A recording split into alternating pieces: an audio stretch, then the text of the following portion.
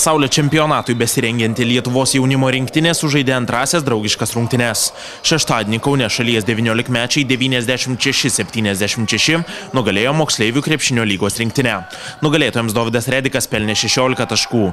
Egidijus Mockevičius ir Rokas Giedraitis pridėjo po 13, Deividas Anužis įmetė 11.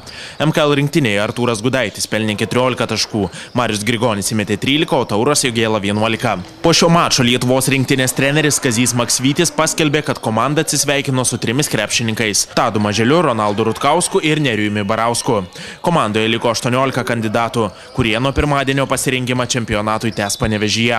Ten prie rinktinės jau prisijungs ir Jonas Valančiūnas. Galutinį išvadų gal dar negalima, bet kažkokie kontūrai ryškėja ir labai naudingos buvo rungtynės, kadangi moksleivių lygos ta žvaigždžių komanda buvo tikrai dominingi, atletiški, geri vaikinai ir manau, kad tos rungtynės mums duos daug naudos. Dar yra daug ką tobulinti, nes mes turėjom tik porą treniruočių salėje. Tai tobulinti yra daug ką.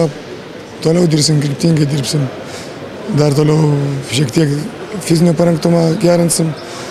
Dar toliau šlifuosim taktiką ir techniką, kuriai dabar bus skiriamas didžiausias dėmesys. Šeštadienį pirmasis rungtynės vilkint Lietuvos rinktinės marškinėlius sužaidė Rokas Giedraitis, rinktinės trenerio Roberto Giedraičio sūnus. Gynėjas per 17 minučių pelnė 13 taškų ir buvo vienas pastebimiausių krepšininkų aikštėje. Pernai regionų krepšinio lygoje žaidęs Giedraitis sako nesitikėjęs kvietimo į rinktinę, tačiau dabar tikisi patekti į 12.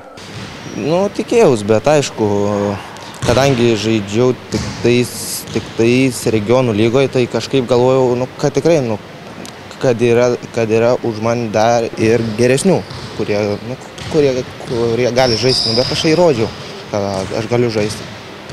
Kodėl, kaip mane anksčiau tavęs nepakviesdavo? Kadangi buvau labai mažas, ir aš per kokias 2 vasaras išaugau, tai va vien dėl to. Į vasarą gal kokius 10 cm. Čia per vieną? Jo, per tą vieną vasarą. Per tą vieną vasarą, o buvo dar vieną vasarą išaugau gal 11 cm. Pasaulio čempionatas šiemet nuo birželio 30 dienos vyks Latvijoje. Vytautas Mikaitis, Jonas Miklovas, Basket News LT.